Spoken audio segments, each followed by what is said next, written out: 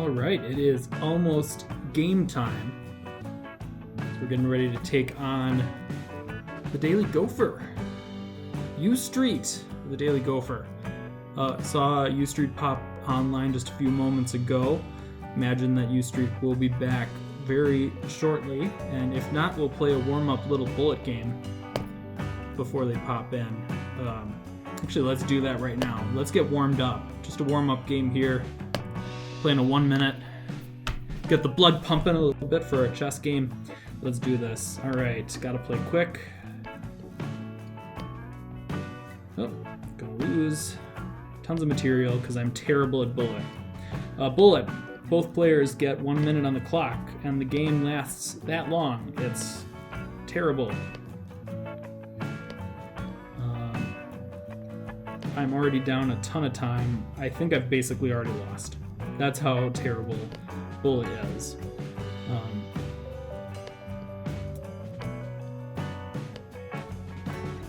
And yeah, I'm getting crushed. That's it. This is why bullet's terrible, and it's one of the tiebreakers in these stupid rules that I came up with. So, not good. Not good. Yeah, I think I'm down a pawn, but it really doesn't matter because I'm down 10 seconds on the clock. I'm running out of time. Alright, so I can play here. Retake. Just got to get some time back on the clock, whatever I can do. So I'm really excited to play Ustreet. I think Ustreet's a pretty strong player, and there we go. I think it's time to resign. Yeah, so hopefully this goes better than that bullet game. You can see my bullet rating is just simply horrendous. So looking forward to playing Ustreet.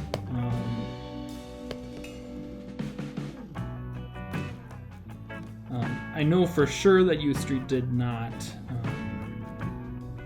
chicken out because I saw Ustreet in the room just a few moments ago. So let's close this game. I never want to see that game again. Yeah, but the blood is pumping now. I'm feeling real stressed, which is good. That's just where you want to be when you're playing a game of chess, right? You want to feel stressed. No, not good at all. So apparently this is going to be like real football, where 8 o'clock means 8:07.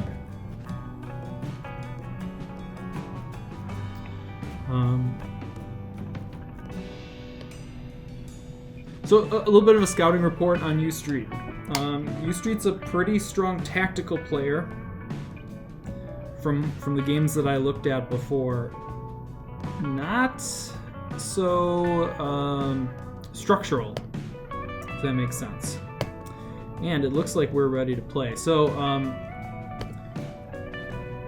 let's see. Definitely don't want that time control, and we should be ready to go right here. All right, we're underway. So a couple things about this position and what I'm expecting. Ustreet is a Sicilian player, so when I play pawn to e4, which I always play on my first move, I expect him to play pawn to c5, and I'll talk about that move in just a second. So I've prepared for pawn to c5 here. Yep, that's his opening move. So this is a Sicilian defense. It does a couple of really important things. One is it defends this square. And also, if I play my pawn forward, you end up exchanging these two pawns up, which gives black some advantage in that there are these two central pawns versus my one pawn. And there is this opportunity for white to play knight to f3, which is a very common, followed by d4, and that's called an open Sicilian. But I've got a different idea here. I'm going to play d4 right off the bat. And taking is the right move. I'm going to follow it up with c3. This is now the Smith-Morra gambit. So I'm already down a pawn. I'm down a minute on the, or maybe 30 seconds on the clock because I've been explaining. And we're going to get into kind of funky play here. So, a couple things going on right now. One is I'm down a pawn, which is really bad. But a good thing is I've got a whole lot of open space here to play with. And that's really going to be my goal, is to see, how can I play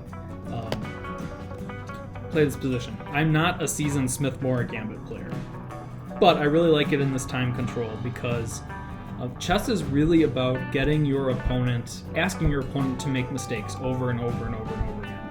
And in a short time control like this, it's very easy to ask your opponents to make mistakes, especially in this type of position. So I think, let's see. So some of the problems here is this is kind of a French-like position that white light squared bishop is in trouble, and I'm gonna have to start thinking about what I'm doing here. So Ustreet is just blitzing me to death. I need to probably play this move, pretty principled. I'm pretty sure this is a common move, bishop to c4 in Smith-Morra. Pretty sure. I would imagine. Oh, that's unusual. Alright, well, I'm gonna castle. So I've got quite a bit of a space advantage. I don't like that pawn structure too much. All right, so that move makes a lot of sense. It's stopping my knight from popping into b5 and attacking these squares. That's pretty much it.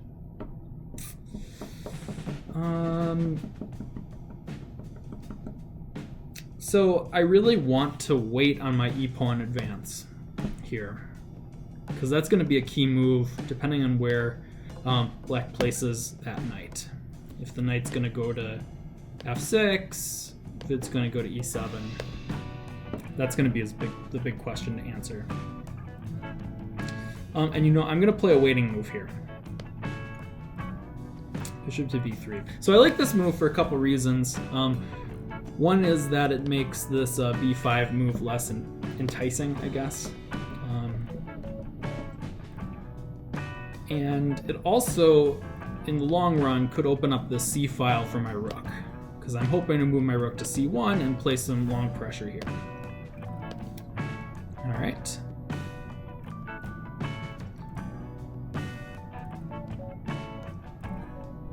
So I think my bishop needs to go on f4. Really do it.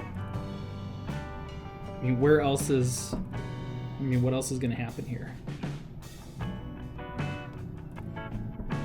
Again, if I was a seasoned Smith-Morra player in this gambit, I would be able to blitz these out. I did some research before this game on Smith-Morra, but obviously not enough to become an expert. And I've played it off and on, but that was several years ago, so I've really forgotten most of the key theory here. But nevertheless, I love my position. I have tons of space. I got all my minor pieces developed and active. I'm castled. Black's king's in the center. I just love it. All right, that's fine. I will take that every single day.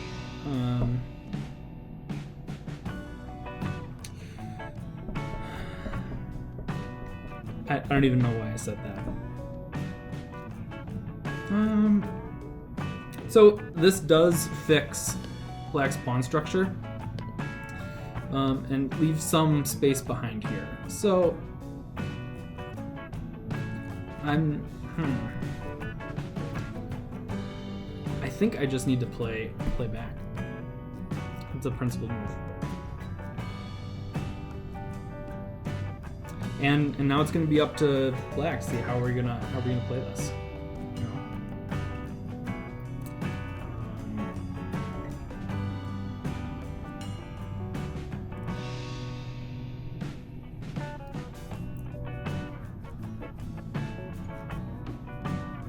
I think if black gets castled, that's going to be a big problem for me. I'm not sure if I've done enough to dissuade black from castling. Maybe I should have played advance my pawn earlier, but I really don't think that was justified.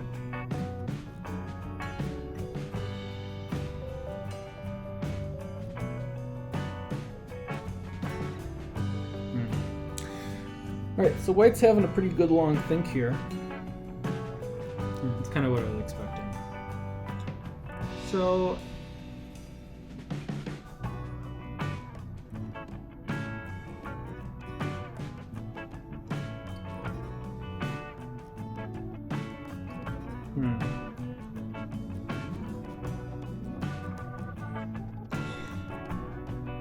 Next move, black's gonna castle. For sure.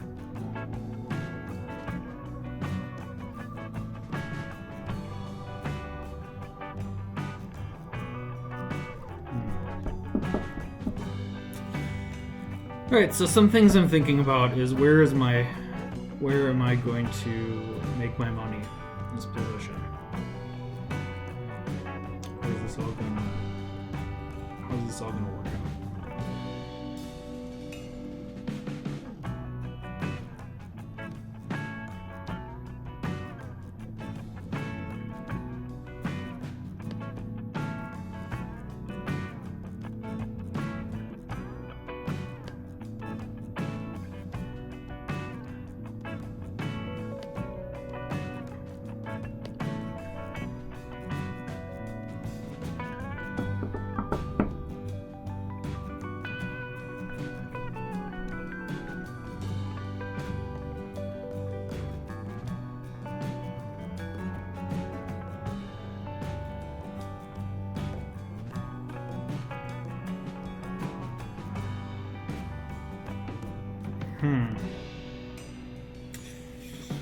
Maybe I shouldn't have had that old-fashioned.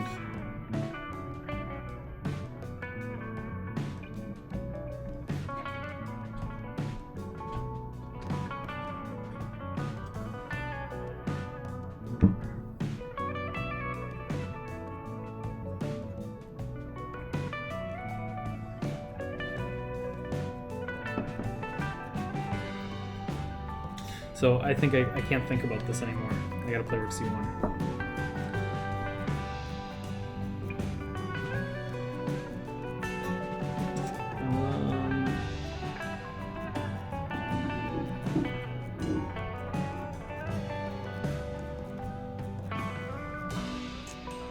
Again.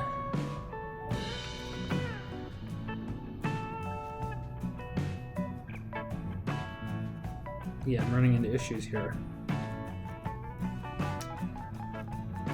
I think I'm going to play h3.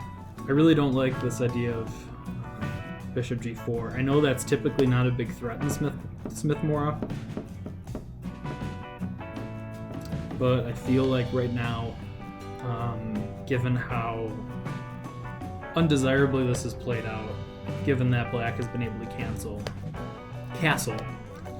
I think that's a wise move to just continue to constrict some of the space the little space that black does have.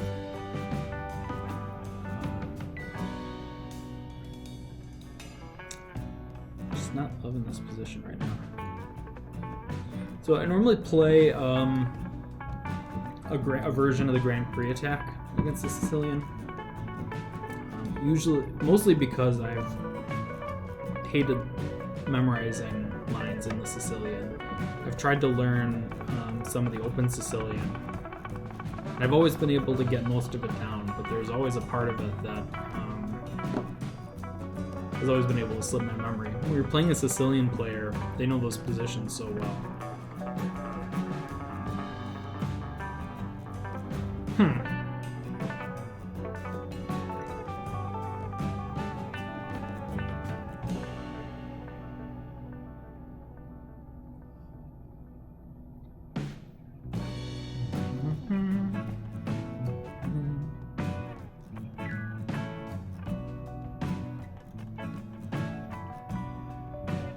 So it's a good move.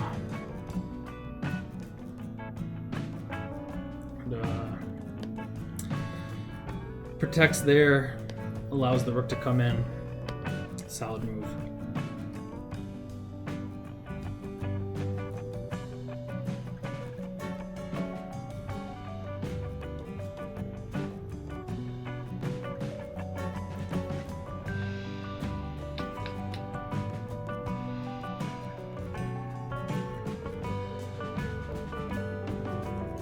feel like I need to acknowledge that this has gone very poorly for me. This is a position that I probably need to just get a draw out of and try to win with black.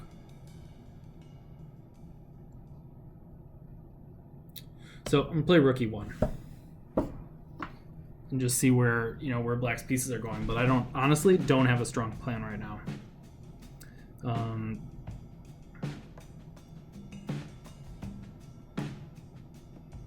I guess I've got a couple of ideas that I'm, you know, thinking about, and we'll see if any of it makes any sense at all.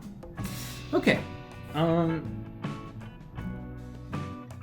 right, I'm gonna play.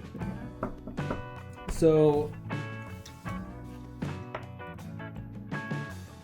I wasn't really thinking about bishop to g5, so very much like I was concerned about bishop g4, and I played my pawn to h3.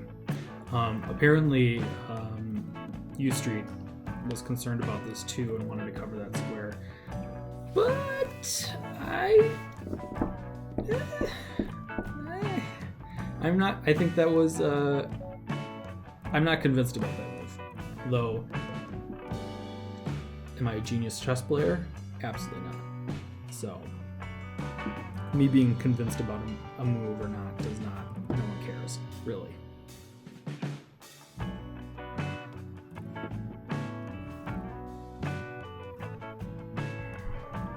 I need to start thinking real hard because this game is getting complicated.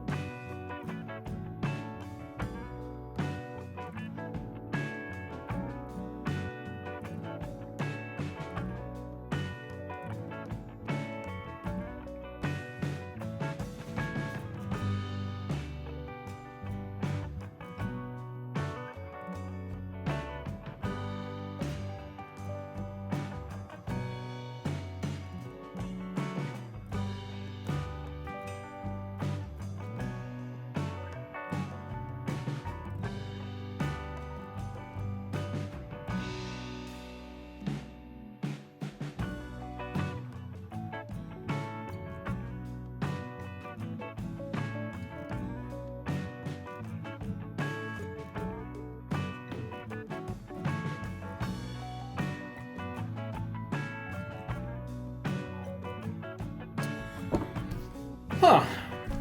All right. There we go. Look at that. You don't see that move very often. So kind of a strange move, moving the knight away from the center, but I think it makes some sense. However, I'm wondering if I can...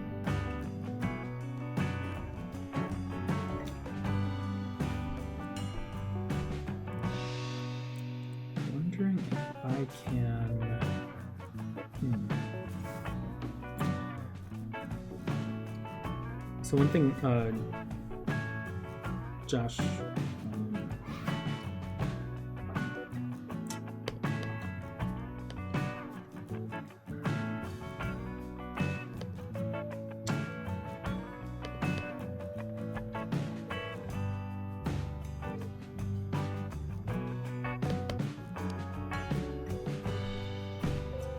one thing Josh Whiteskin writes about in his book is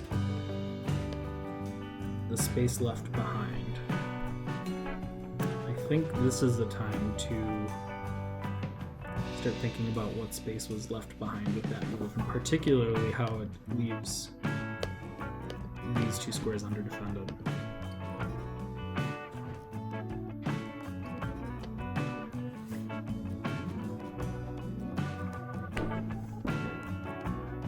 So, not loving the move. It blocks off this, but I still have more going on.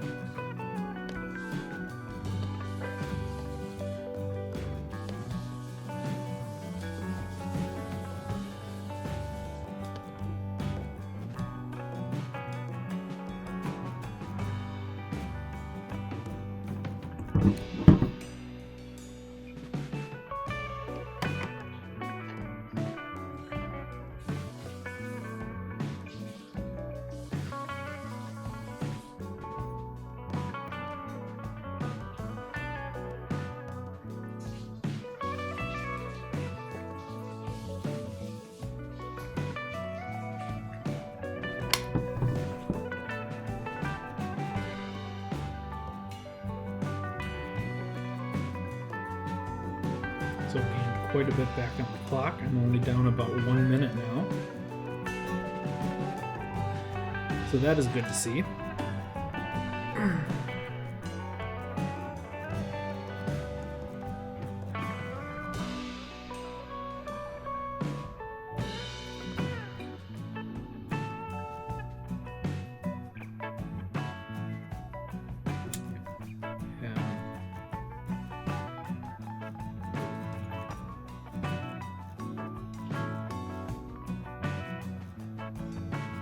There might be some good things happening here pretty soon.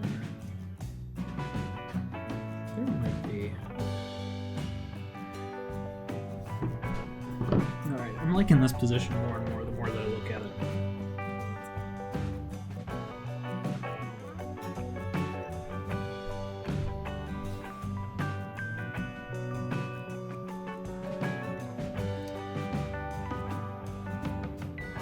And all of a sudden we are even on time.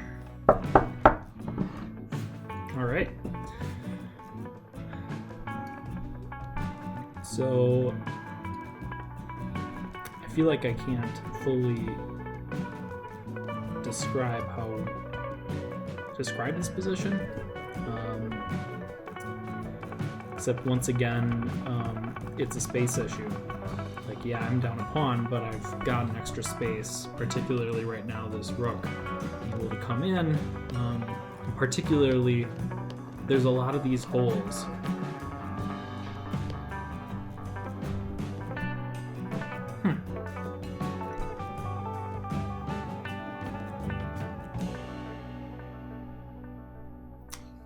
Opponent's looking to do some trading.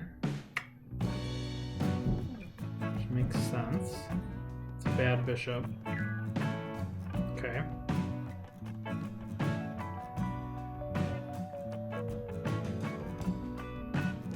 don't think there's anything forcing at the end of that line.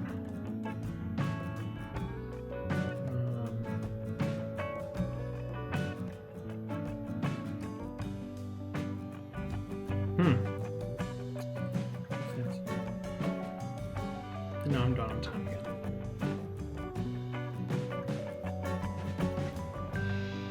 So I can't take this to an endgame, I don't think. Or...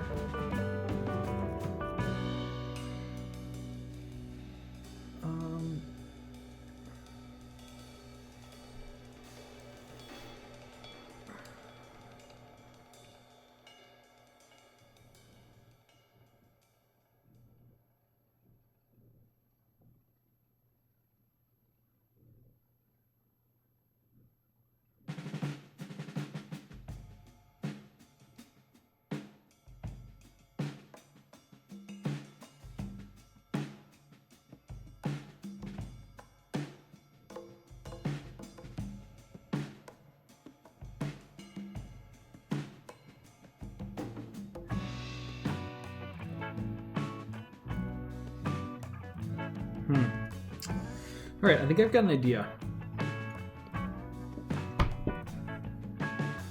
So I'm guessing knight takes. So hitting my pawn, but my rook is defending. So now I can play here. Now where's the queen gonna go?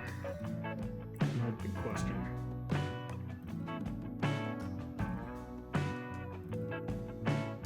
Where's it gonna go?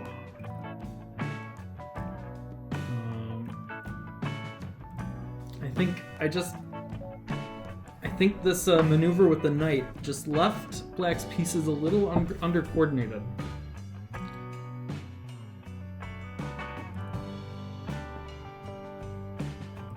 And I'm feeling really good about this space issue right now. I've got rook's defending my pawn, queen. I just got too many good things going on.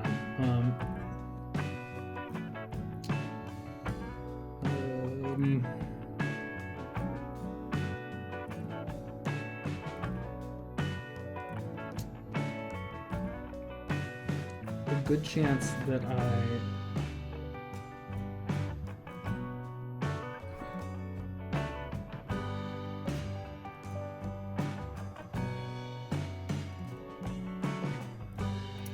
So I think I could win the exchange by playing right here.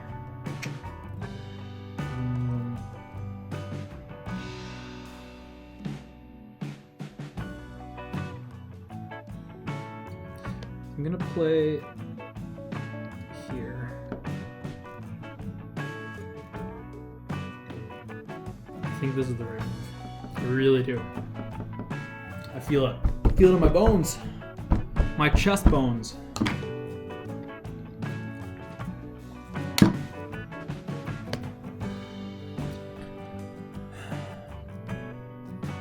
Just feel really happy about this move.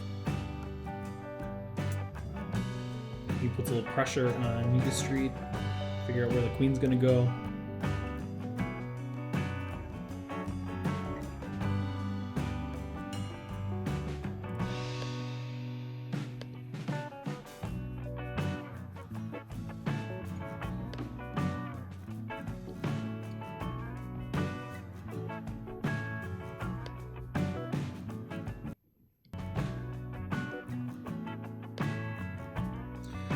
Alright, so I like this move because I think this should, in theory, nab me that rook. Bishop's attacking the rook, and the rook right here is trapped. So I like that. That's part of what I was seeing before. There's a whole bunch of weird stuff in this position just because of all the tactics. But, you know, and I've got other stuff going on here too. So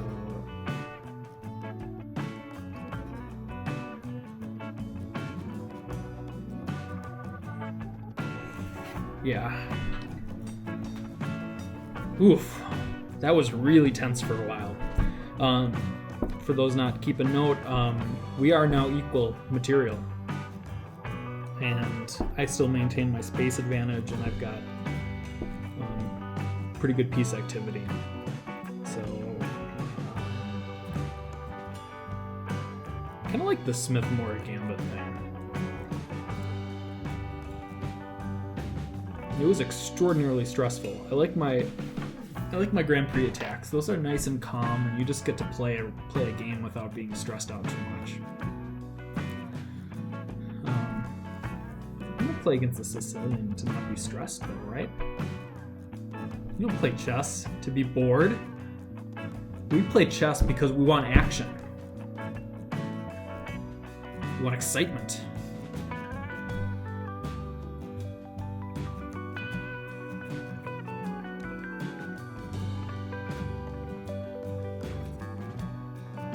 Oh, well, that's one way to get excited.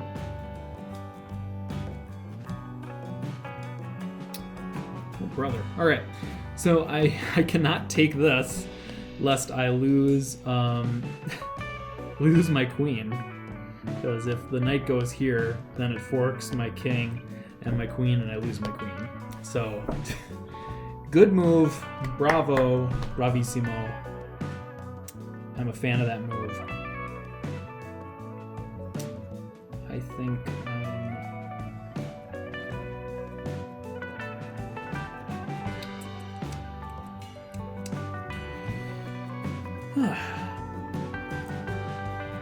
again, chess. It's about the action. That's why we do this.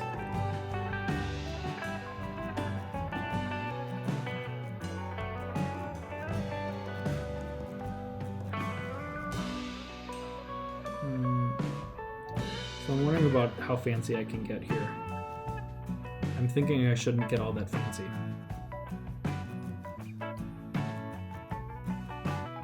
I really think I shouldn't be all that fancy.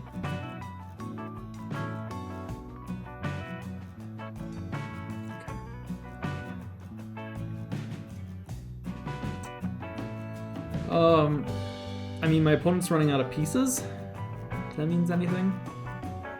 Not like running out of pieces material-wise, but like he's not down on pieces, but there's gonna be only so much I can do.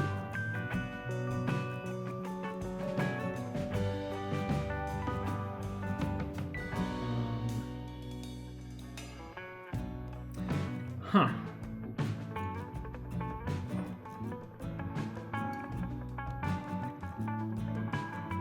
That is rough.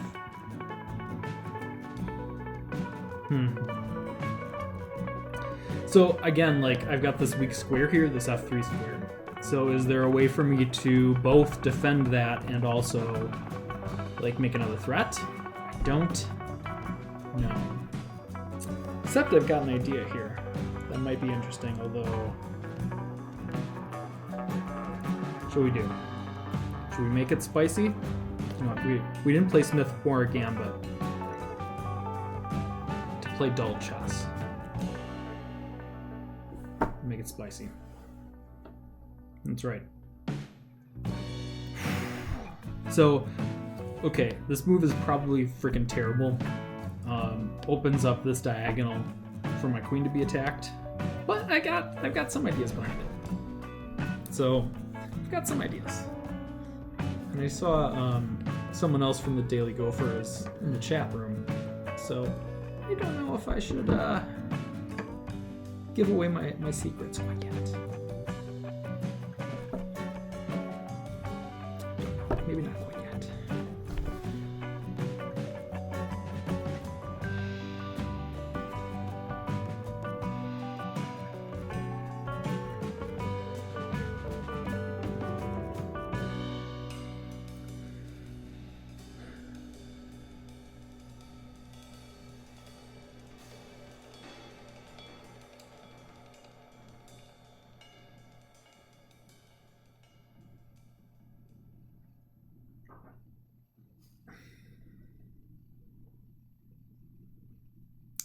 So the good news is my rooks are in really good shape, and that makes I think things a little bit more difficult.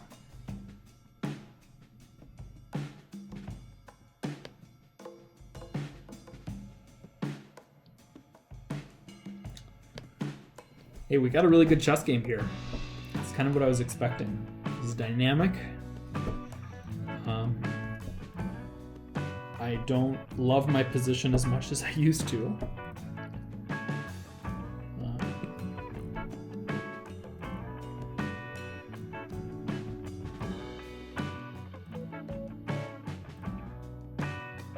Can't wait to analyze this afterwards.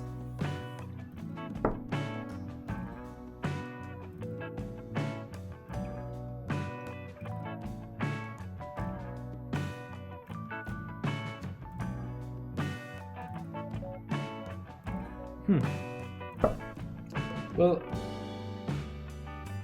this Ustreet fella does not cease to amaze me. It really doesn't. Just wondering how passive I should be here. Like, this is ridiculously aggressive stuff that my opponent's trying to pull off. I'm going to be super passive. That's what we're going to do. I mean, I just have to defend f3 now.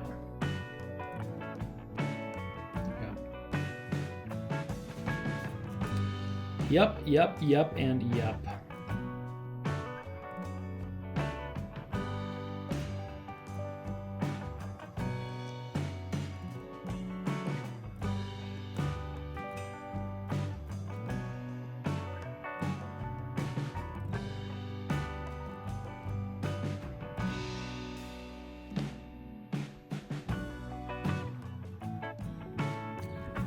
Okay, I think I just blew this game.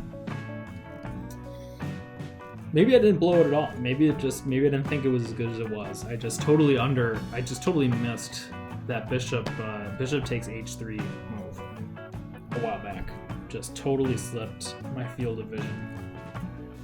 Which happens. You know, that's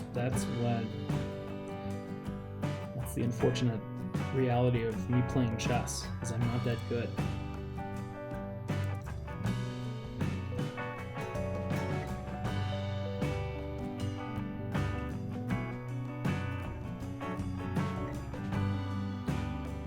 Alright, so this game's going to be over pretty quick here.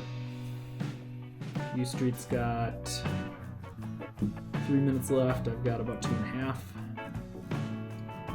We've been really moving at it for a while. Goodness.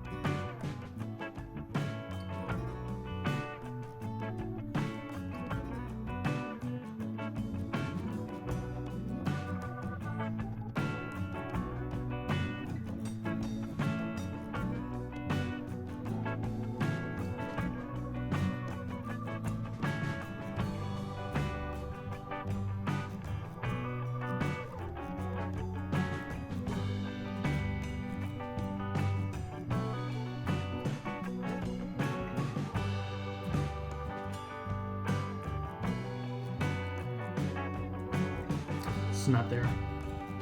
It's just not there.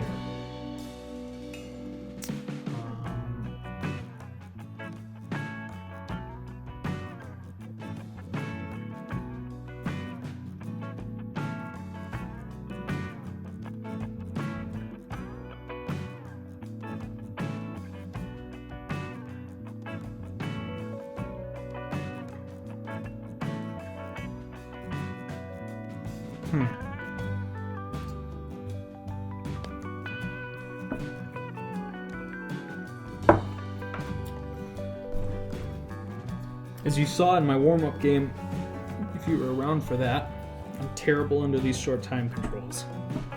So I'm definitely gonna start playing worse here. Big problem.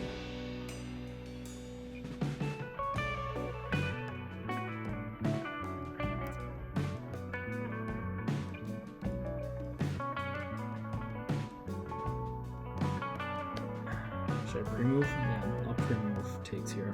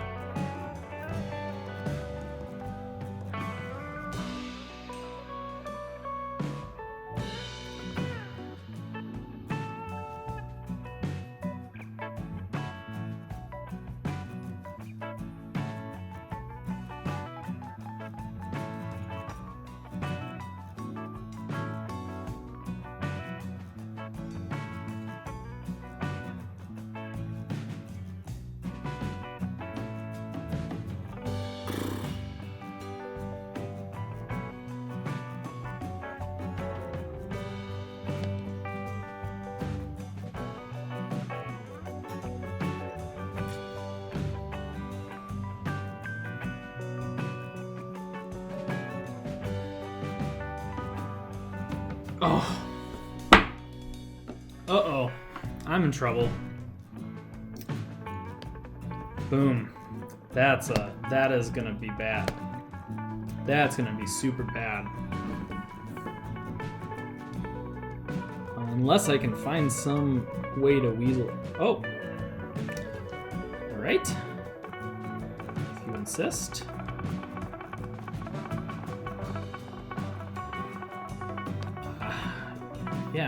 Yeah, if you insist. I'm playing that way.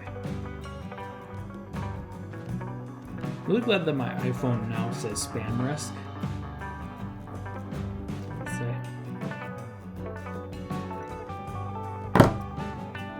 It just takes that little edge off. Alright. Opponent's under check. Gotta do something.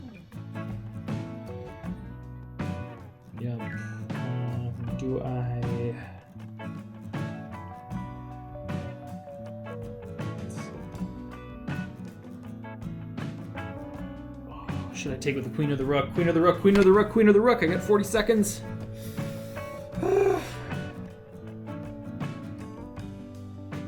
The rook opens up, queen checks. Rook opens up, queen checks. Taking with the queen. Yeah, queen check here, I might be in big trouble if I don't play that right.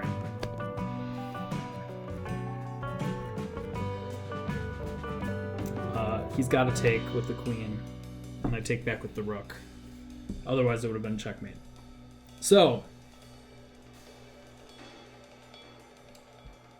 if anyone understands what just happened there, feel free to email me. I'm totally lost, very confused.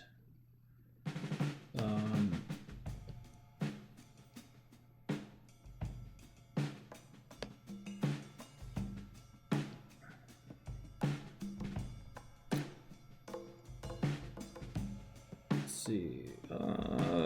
Now time's starting to tick back, which is good. I just got to make sure I don't do something incredibly stupid here, which is something I'm very much known to do. Knight here check could win a pawn, but I think that's not going to be a big issue.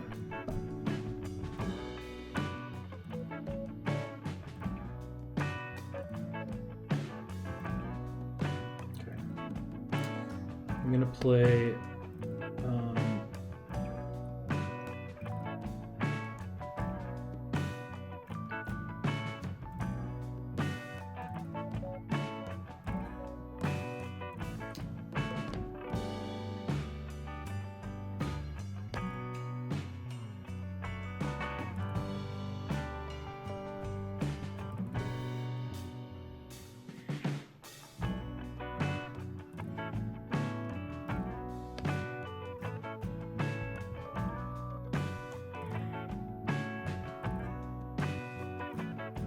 I mean, I think activating my king makes a lot of sense in this position.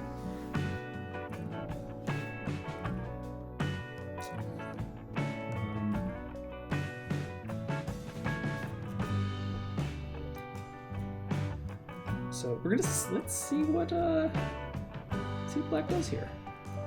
It's kind of interesting. What's the play gonna be? So the rook is overloaded.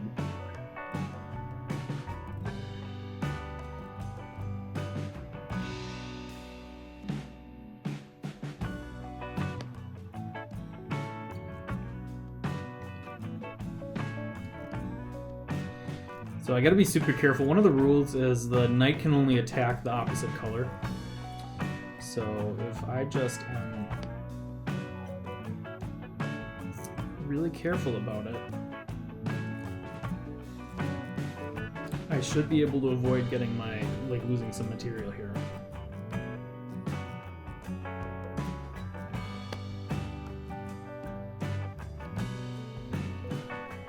I think that makes a ton of sense. Really do. So this pins the knight to the rook. If the knight were to move, I can trade rooks, which would be a huge relief because this rook is a pain. It's a pain, it's a pain, it's a pain.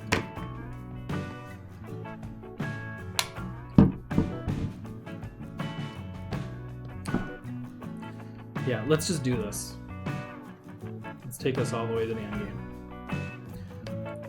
Got this outside passed pawn.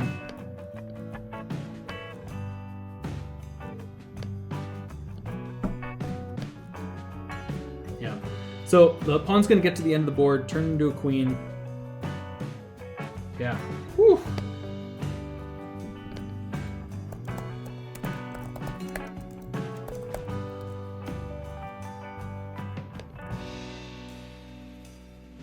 All right, let's rematch.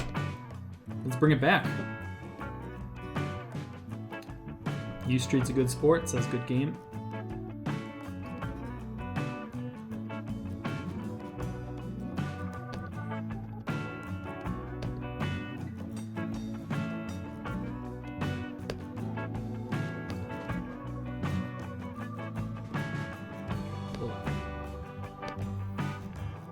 So So I need to be black.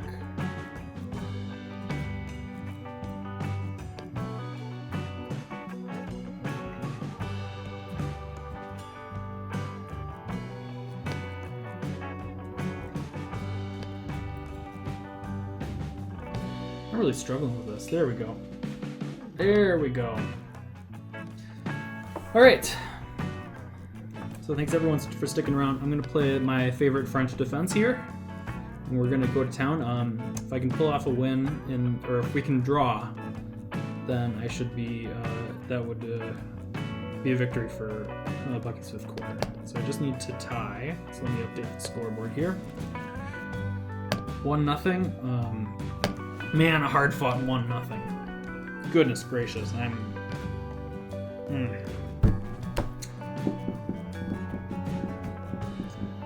So I hate playing against this move. So Ustreet knows how to get under my nerves, and that's okay. We'll just transform this into a Sicilian. We're gonna go into a commercial break here too.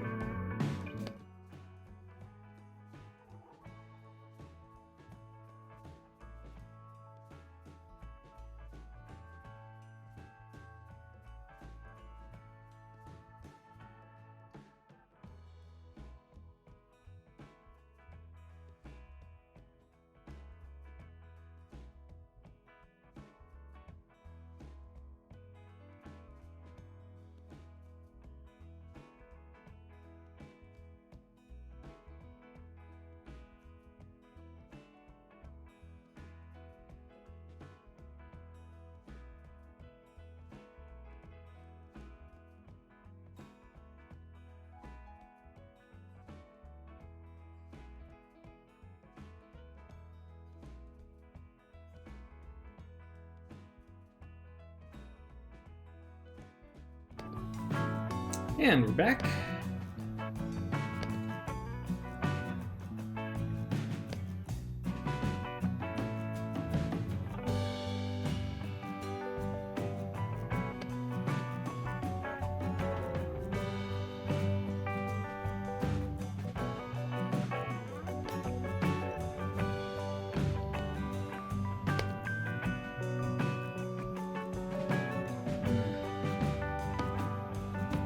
All right.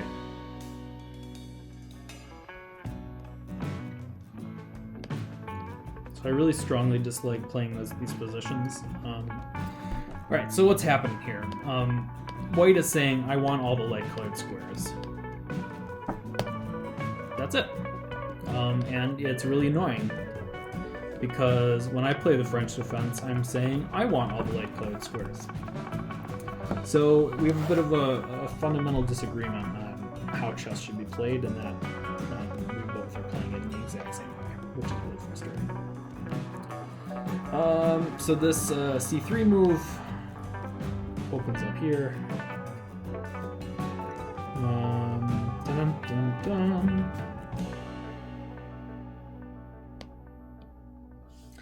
Yeah, I'm just trying to get some of these squares under control, and I'm going to need to castle soon.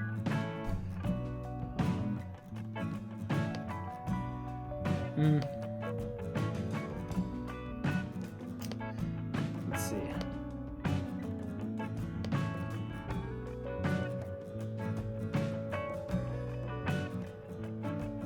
Not gonna lie, I think I studied this structure. Let's see, what would it have been? The US Team Amateur. Funny story, if I can tell it well. And of course I can't, because I'm terrible at telling stories. So US Team Amateur, I think it was like 2015, I want to say. 2016. It was in Chicago. And I was really frustrated against the opening that Ustreet played. So I had planned a whole new opening that I was ready to go for. And it's basically the structure, but of course I don't remember it anymore. So I had spent like a couple days like learning the structure, and then I got in that position in the game. And of course I played the move that I had been playing previously, and all my preparation went away, and it was just immediately demoralizing because out of habit, I'll show you back in this position. So the old move I used to play was pawn to d5. And then I switched pawn to c5 in this position because it gives me a little more flexibility, so I don't have to commit the d-pawn. But of course, over the board, I'm just like, oh, I've always played this move. I've always played pawn to d7 to d5, so I'm just going to do it out of habit. And I just face palmed right there. And those are games that go on for like 3 some hours.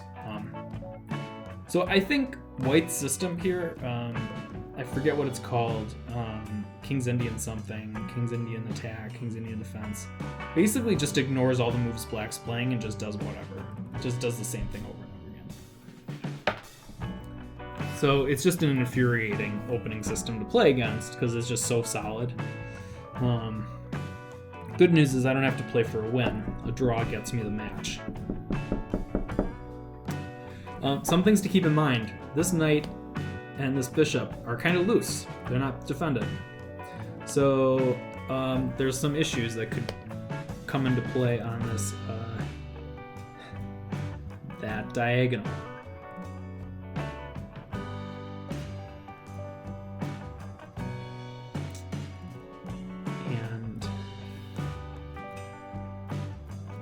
And we're gonna see that come into play now, because this square is weak. But this knight's gonna be pinned. So in the end, it doesn't even matter.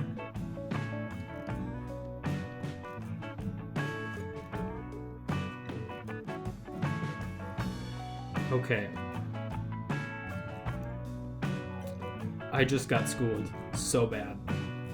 So bad. Alright. That's fine. You know, that's fine. Alright, big problem. The knight's gonna hop into d6. Knight's gonna hop into d6. Yep. And this is just a killer post square. Can't take it. I'm just gonna take it right back.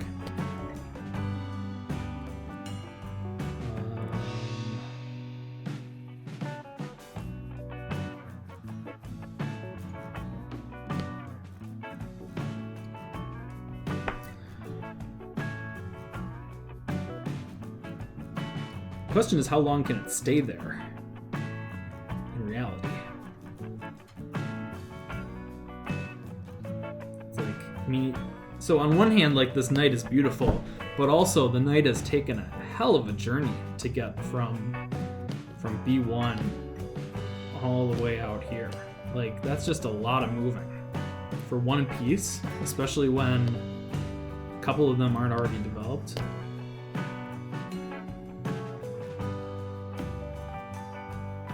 Oh. Well, are we sure about that? Can you do that? Can you play like this?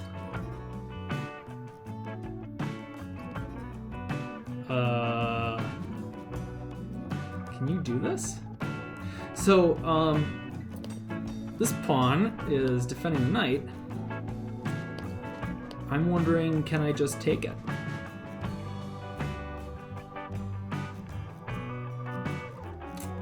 The knight's gonna have to move, and if the knight moves anywhere, I can get rid of my own knight by taking on f3. I just gotta make sure I don't lose terribly in the process, but I think this is going to be positive for me. I think it's going to be positive for me.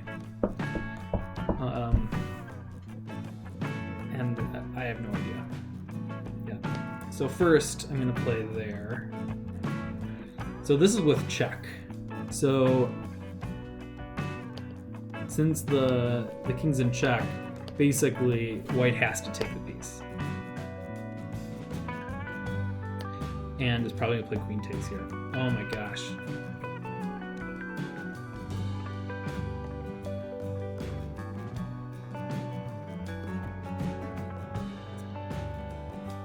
Did I just destroy everything? think I'm down a piece. I totally miscalculated this.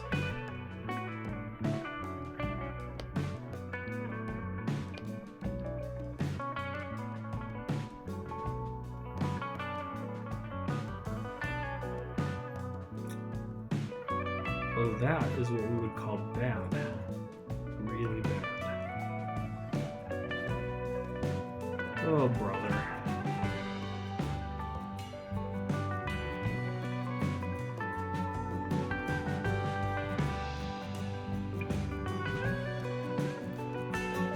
Oh, the pain. That's pretty embarrassing.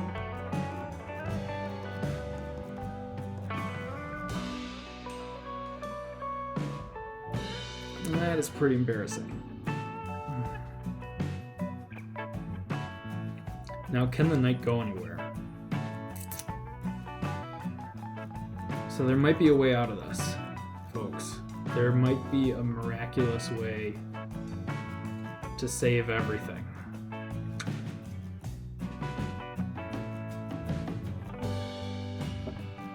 There might be. I mean, who knows if there is or isn't.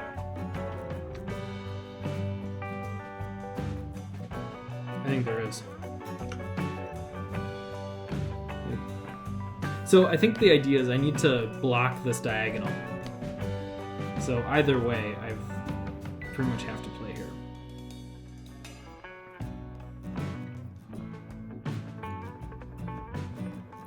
And I'm guessing this pawn's going to come here. And frankly, yeah, that's the best move. He's going to play pawn to c3 to c4. And I'm just going to lose, right? I'm just going to lose. And that's okay. Losing's fine.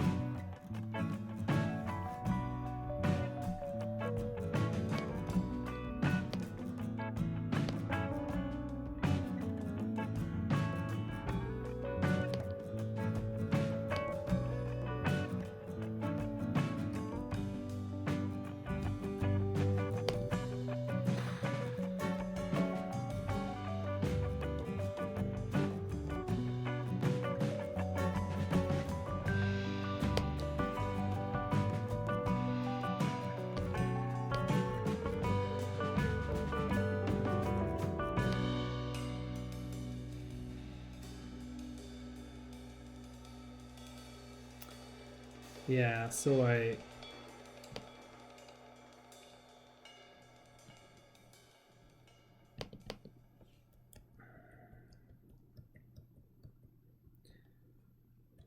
yeah. Oh, okay.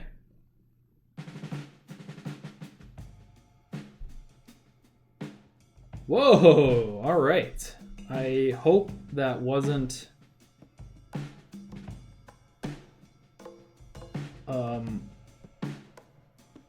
wow. All right. I don't know what to say. I really don't know what to say.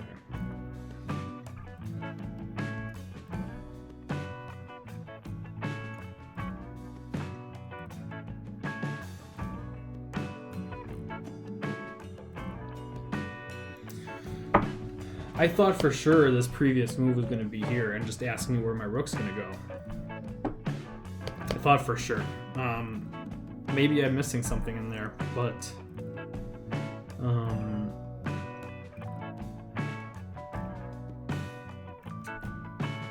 this has to be right. So materials basically equal once I capture the knight. The question is what's the best way to do that? And it looks horribly ugly, but I might just need to take with the rook. So rook takes c5, pawn to b. That's going to mean that I can just snatch here, and okay. Yeah, I'll be okay. Yeah. Ugh. It's like Bob weaseled out of another one. That was quick. What did I miss?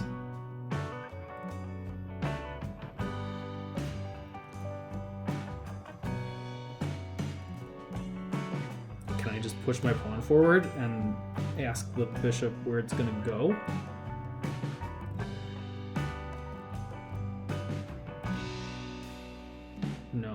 No, I can't. Aha!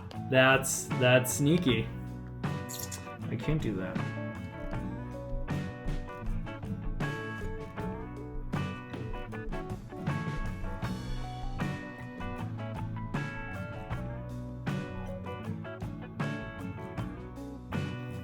And also there's this threat potentially to fork my rooks.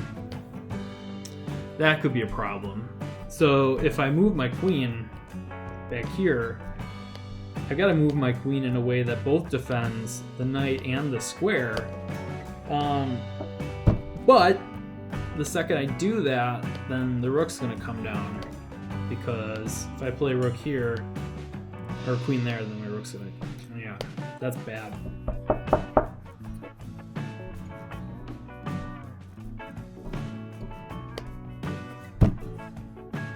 Gotta do that. I don't like it. Trust me, I don't like anything about this game. I didn't like it from the opening that Ustreet picked. I didn't like it to my inability to calculate.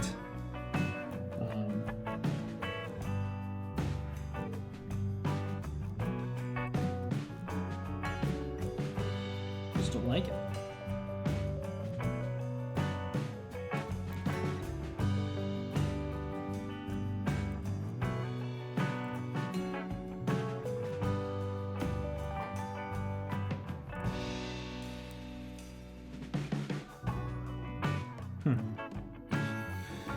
So I do have some nice things going on this alignment here. I do like my bishop. I do like my bishop.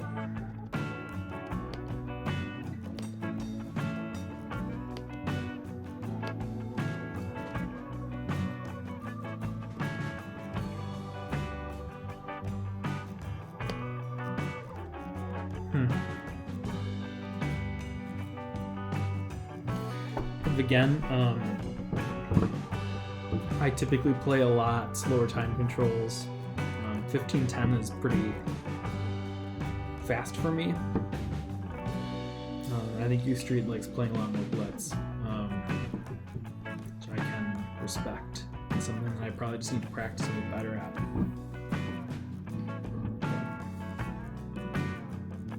My ideal chess game is about a game in maybe 180, so a 6-hour game where both players have 3 hours on the clock. I think anything longer than that. I remember playing one game that went from like 4 p.m. till like 1 a.m. and that ceased to be fun after 7 or 8 hours. But I love taking the time to be able to dive deep in these positions, where you could spend 20-30 minutes analyzing a move, making sure it's really the best that you've got. Of course, I haven't registered for a tournament in a while. It's kind of hard when you've got a kid and there's stuff to do in the house. It was a lot easier when I was a college student to spend a weekend and burn it, basically, on playing chess for 24 out of 48 hours.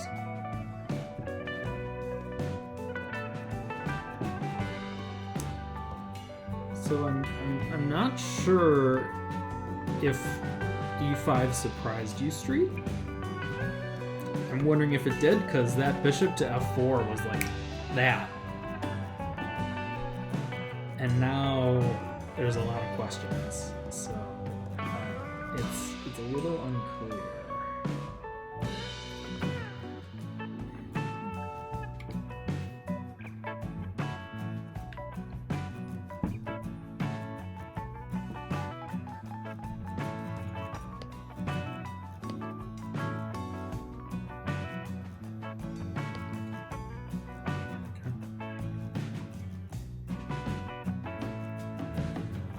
So should I,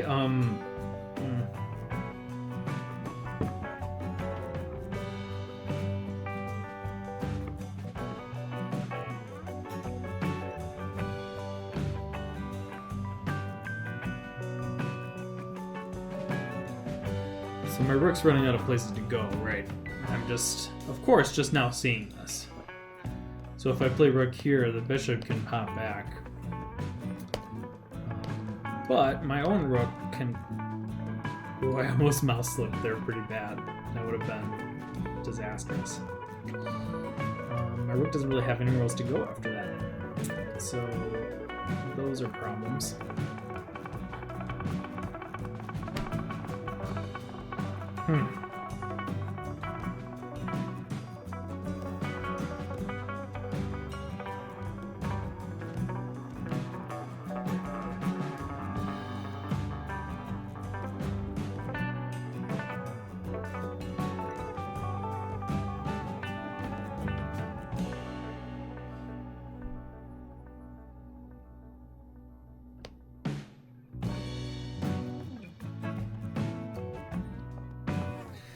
I gotta play it there, right?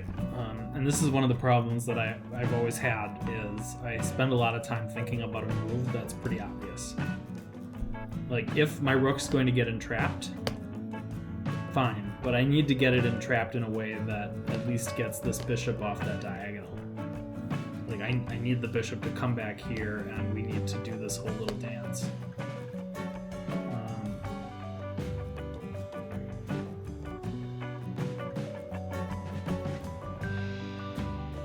Yeah, so I fully anticipate bishop to f1. Just bishop goes to f1, controlling this diagonal. This bishop controls this diagonal. My rook is in probably the worst spot it could be. Like, you don't want your rook in crowded in the middle of the board, because it's so unwieldy, so difficult to move. I mean, the only square that this piece can move to safely is, right now, it's a4. It's just bad. It's gonna run out of spaces too, so.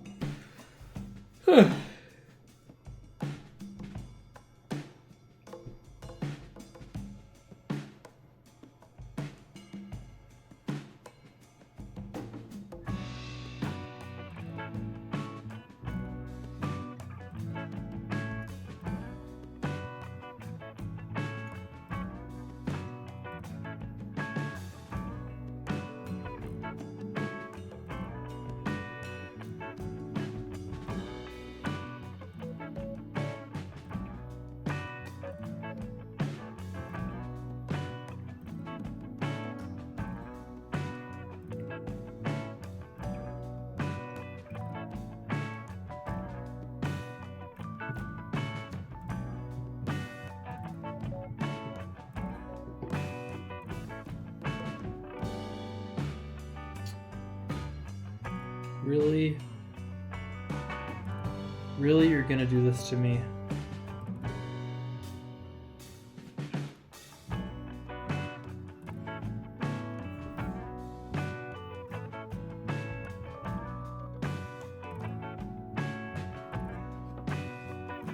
So I don't know about this move. I mean, I thought bishop to f1 was like the clearly best move. So my queen is indirectly defending my rook, so I really don't see another move other than 97. I don't even think there's any other move to even consider. And look, the computer will tell me there's some other brilliant move. That's how it goes.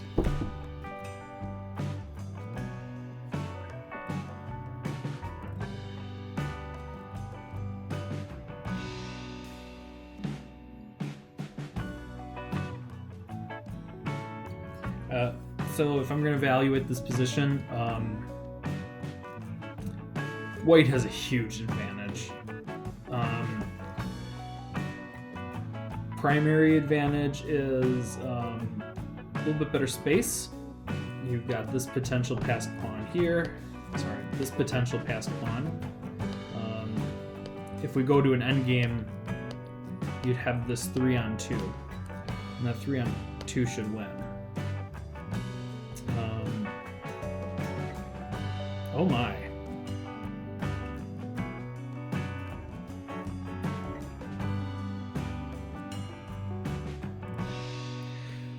Another white has the bishop pair. So 2 bishops can control any square on the board. You got a light squared bishop and a dark squared bishop, and I only have my dark squared bishop. So, and I've got a knight to go opposite of it.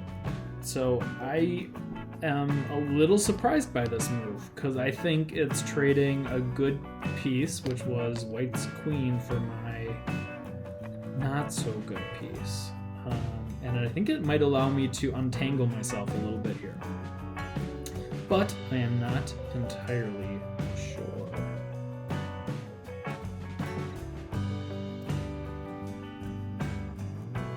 I mean, I feel like I've got to take it, and my rook has to get off that square.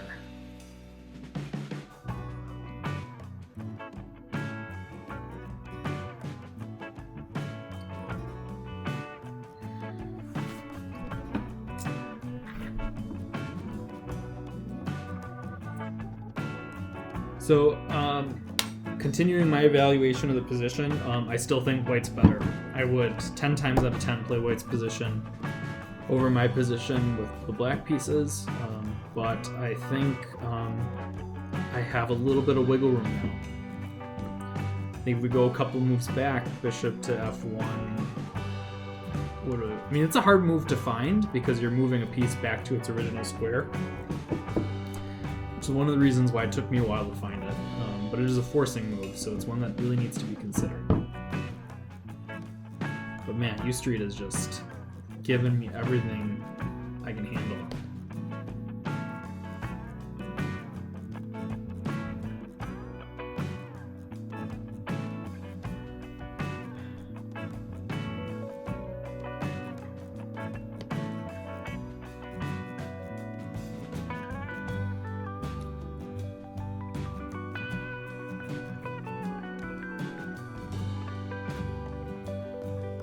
So because of the match dynamics, I'm playing for a draw here or a tie, which is going to be difficult to play for. It just is. Because playing against the bishop pair, yeah, it's going to be tough.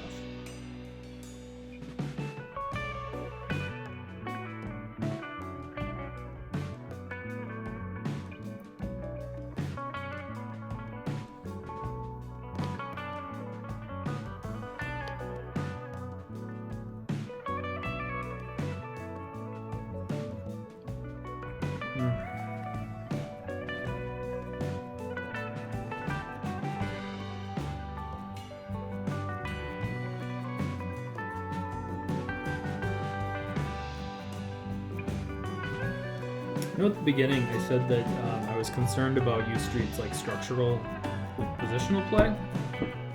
I take that criticism back. I was viewing a lot of blitz games, and I feel like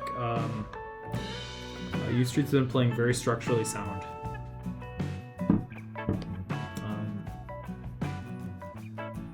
Yeah, so I don't have any real criticisms there. With on my rook.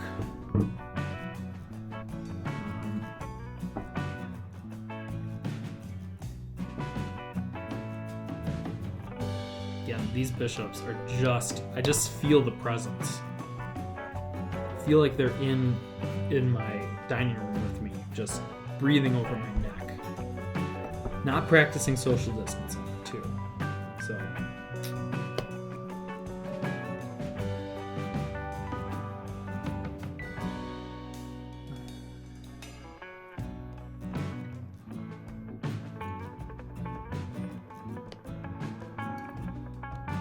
And I apologize for you probably hearing the same background song for like the 500th time by now. One, it's too lazy to pile a bunch of copyright-free music together. Two, was not particularly feeling like let's see,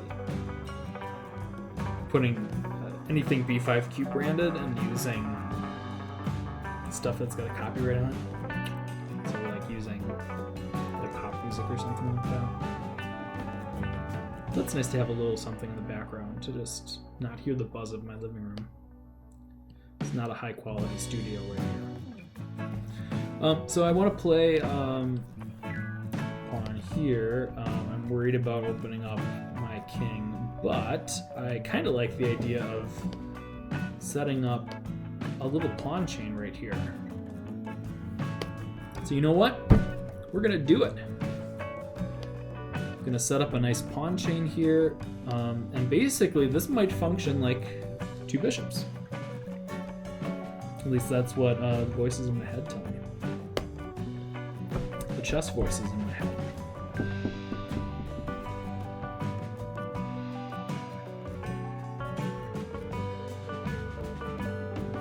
Yep, and that's a check, and that's fine. So bishop was attacking where my king was, and my light squares are super weak. Just super, super weak, and that's fine. Because white doesn't have a queen to infiltrate my light squares. Maybe I'm too flippant about that, but what are you gonna do?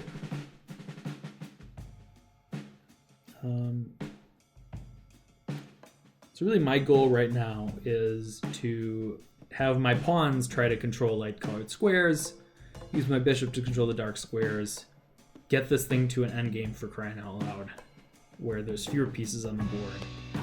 Just try to make life a little bit easier for me because this whole match has been super stressful. I don't like it.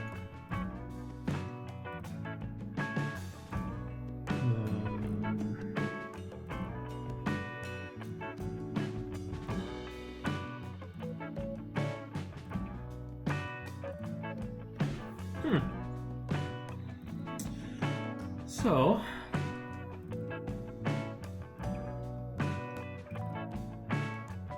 I have to be really careful where I move my pieces.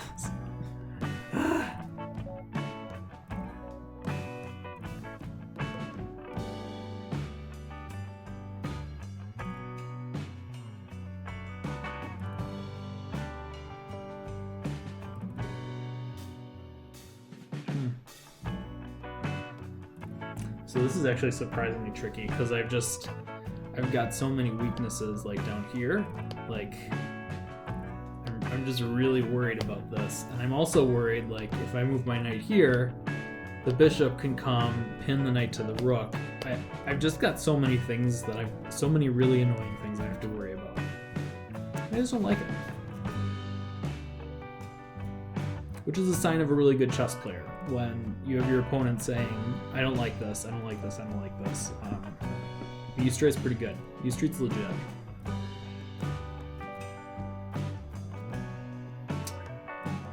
And I don't know what I'm doing. So what does that say about me? I don't know.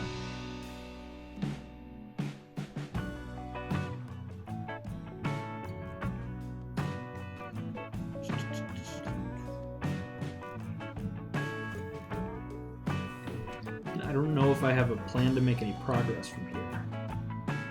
Particularly because my knight is just trash. I have the trashiest knight in history.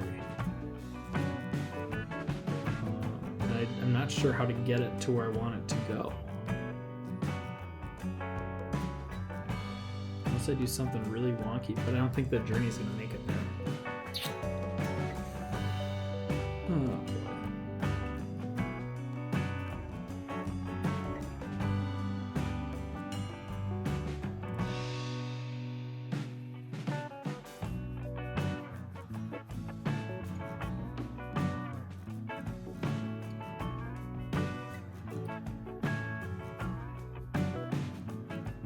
Okay, well, I might as well ask where that bishop is going to go.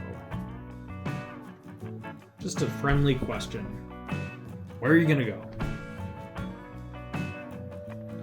And is that a question I should be asking?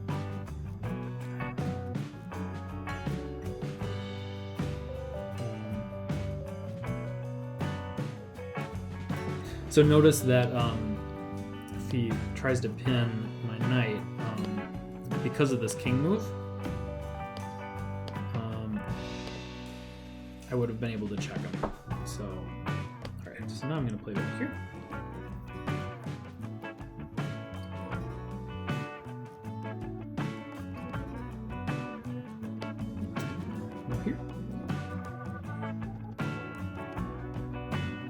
So my knight is going on a bit of a journey, right? So it started here, and it went here to here. No, it didn't. I'm making stuff up. From here to here to here. Now here. And you know what? I feel like I've got to take the bishop because we're going to head into opposite. Yeah, we have opposite colored bishops in the game. Yeah, you've got to play this, right? We have to do this. No other option. All right. Big thing about opposite colored bishop endgames is these bishops are basically invisible to each other. So it's like both sides are up a piece. It makes it incredibly difficult for them to make any progress against each other. So if I can get these two rooks traded off, it's going to be a bit humble. Yeah, I'm taking this 10 times out of 10. All right, so this isn't a guaranteed draw right now, but I feel pretty good. So I'm going to get my bishop involved a little bit more, and I need to activate my king. My king is in a terrible spot for the endgame, needs to be more involved in the game, period.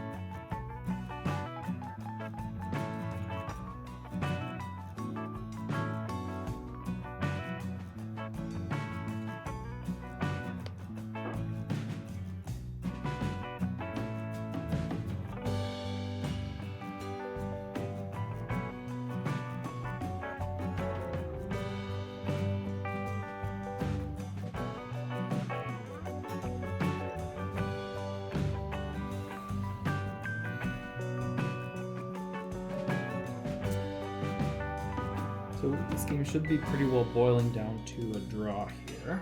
We'll see what happens. I am quite pleased to try to get all the pawns off the board.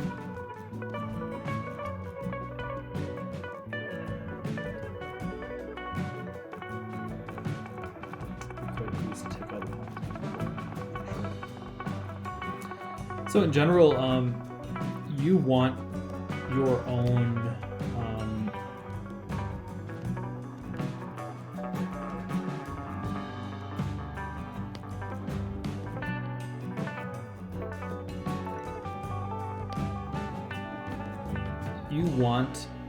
pawns to be on an opposite color of your own bishop. So for example, especially when we're trying to play in a draw position like this. So let's see, I should be able to play just here. The king is forever tied down to this pawn. If the king tries to leave, the bishop can't defend that pawn.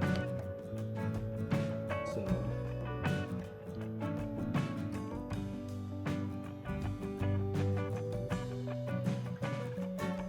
yeah, we can just play with this forever.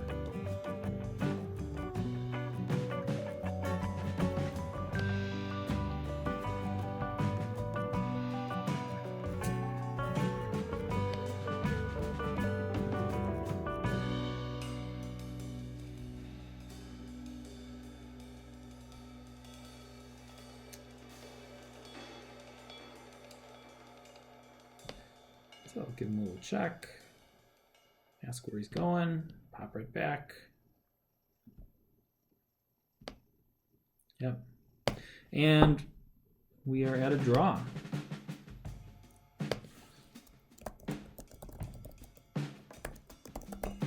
So I'm gonna say good games. You.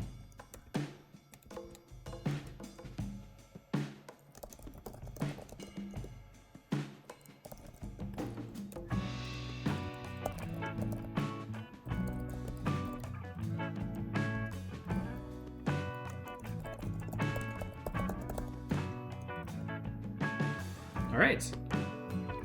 So that's pretty much it.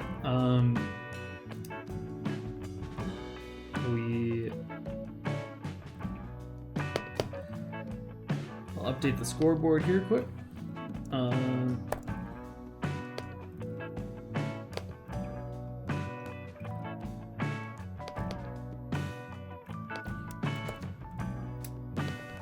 And we could play a